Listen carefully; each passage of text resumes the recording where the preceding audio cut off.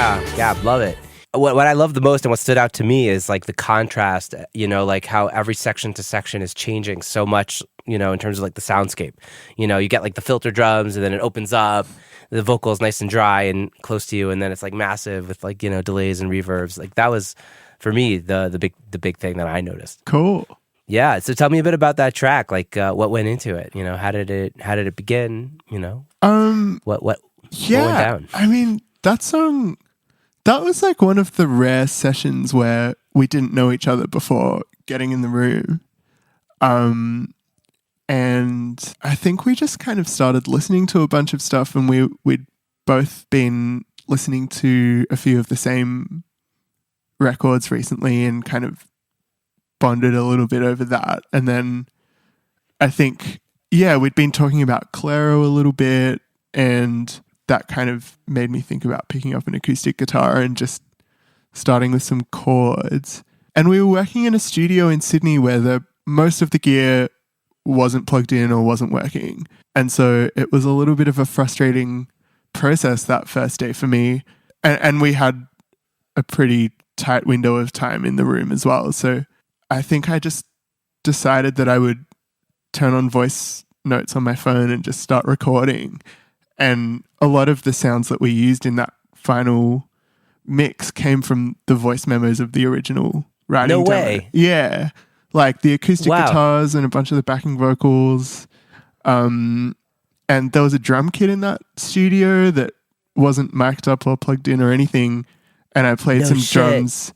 I put my phone on one of the toms and just started playing, and that ended up in the final song. We had this ridiculous process. Like the filter drum sound thing that No, that's a lot of the like overheads in the choruses are just oh wow. Yeah, iPhone mic. We had this ridiculous process where I'd go on like one of our phones would be on YouTube playing a metronome into my AirPods, and the other one would be doing voice memos so we could record everything to click. That's absurd. Yeah, it was wild. It must have looked so unprofessional and wild. But yeah, I feel like that day really made me realize how great the iPhone mic is. And I feel like a lot of, like what people love about really old, cheap microphones is replicated in the iPhone mic, just in terms of the limiting that's going on and the kind of inherent saturation and all of that stuff. Made for some really interesting textures.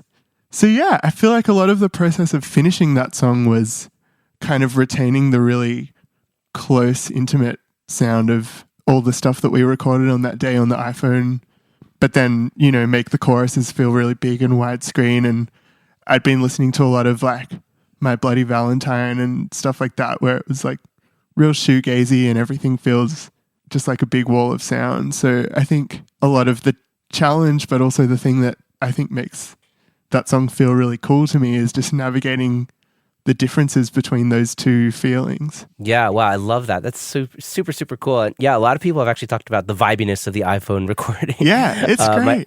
It's so funny. It's like the thing to do to make things sound vibey in the new world. I don't know. It's so interesting. So that acoustic guitar that we're hearing on the intro, that's like just through an iPhone. Yeah, so that's 2 takes that are panned left and right. We started writing the song in a different key to where it ended up. So they both have the wave sound shifter on them, pitching them down a little bit, which I think gives them like this weird kind of digital texture. It makes it sound a little bit like a sample or something.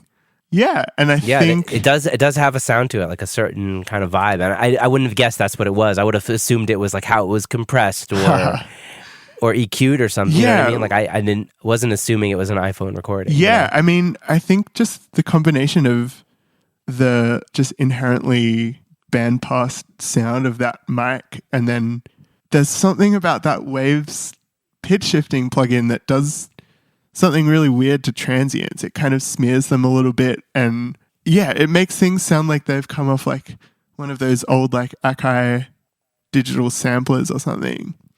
And I was just really fascinated by that texture, and I found myself like, yeah, even going to,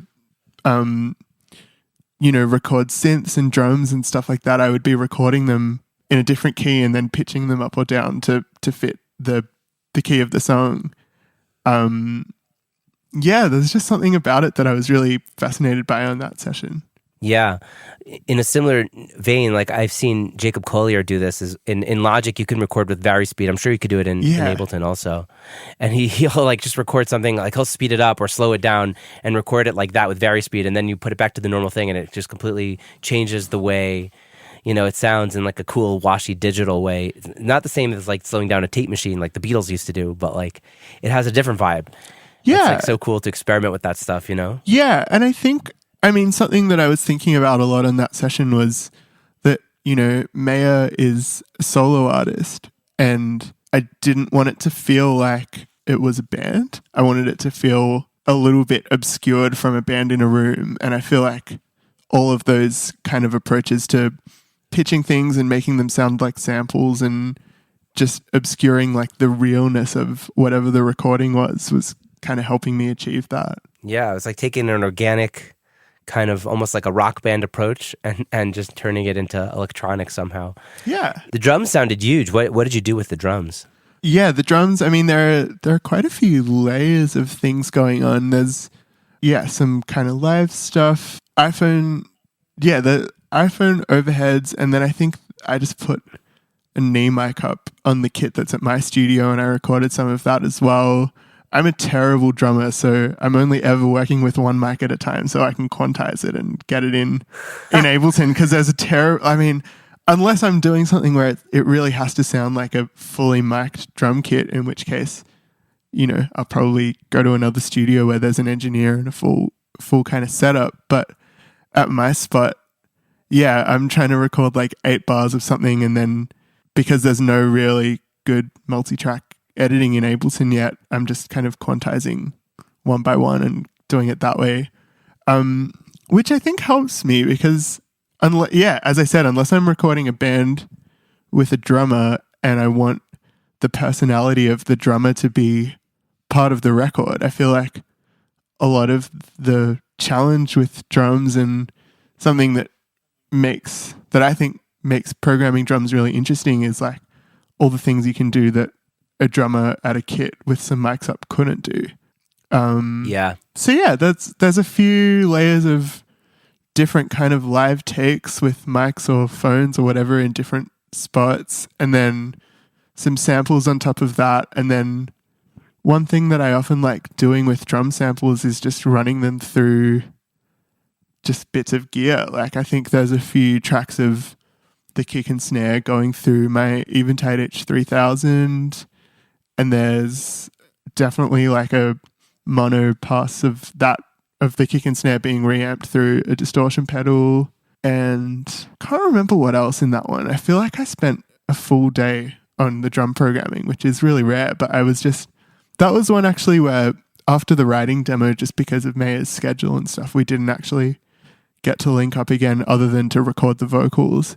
So a lot of the production stuff, we had this big chat about what she was kind of doing with her record and where she wanted to go. And we talked about a bunch of different kind of sonic references. And then it was just me in the studio on my own for a couple of days.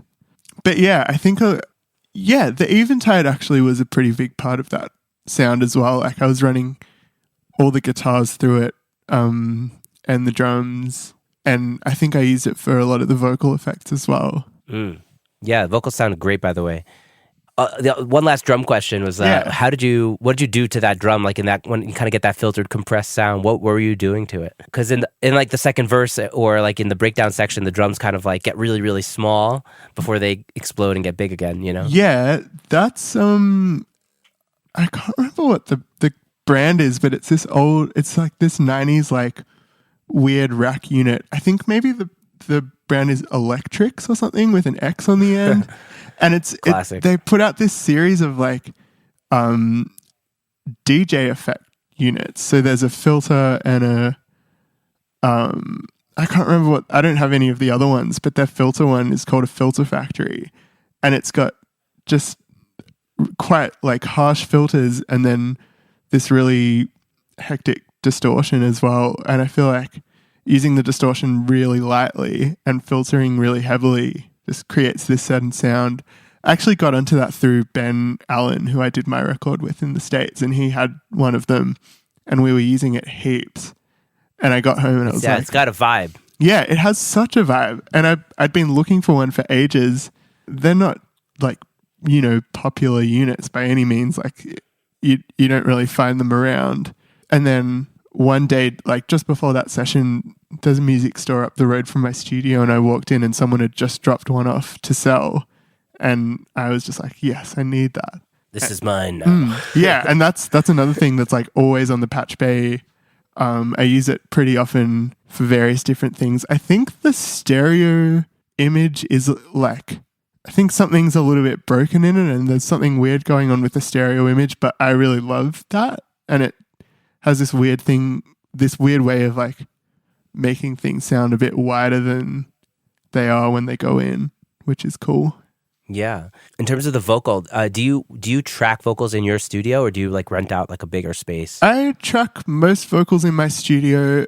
That one, I actually went up to Sydney because Maya's from Sydney and we recorded it at the Sony studio there, which was great. And it was just a U87 Nice. into my Apollo.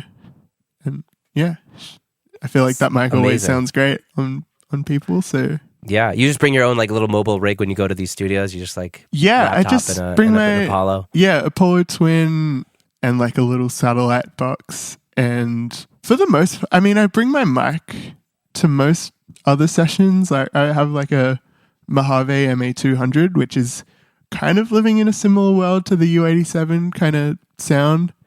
And I take that most places in case, there's not a better mic somewhere else. But one of my regrets is not buying a Mojave. I bought like a Mic Tech instead of the Mojave. True. I never used the Mic Tech. Yeah, the Mojave is great. I feel like it always surprises people by how good it sounds. Like I remember, another like when I was making my record in Atlanta, Ben has his studio is called Maze, and they've got so much awesome gear there. They've got just loads and loads of really expensive mics and really nice vintage stuff that was kept in great condition. And they're kind of really on top of all of like the nuances of the gear and that kind of stuff. And on one of the first days we did a big mic shootout, which I practically never do on my own because I don't have that many mics. But I just kind of sang into a bunch of different mics there. And the Mojave, I think it was up for drum overheads or maybe even just for percussion overdubs or something. And Ben recommended that I try that one as well. And it was a clear winner amongst all the, super expensive mics and stuff on my voice, which made me buy it. But I think, I haven't really heard it sound bad on anyone. It has a really nice presence without sounding too harsh. And I feel like I'm never really having to do that much like additive EQ on the top end to people's voices once, we record something and it's compressed as much as it gets compressed. And Nice. That probably helps you with the de-essing later down the road. Yeah, totally. Yeah, it is cool. When I bought my first couple of mics, I went to B&H in Manhattan, and they have this little room with like I don't know if you've been there. Yeah. They have a little mic room.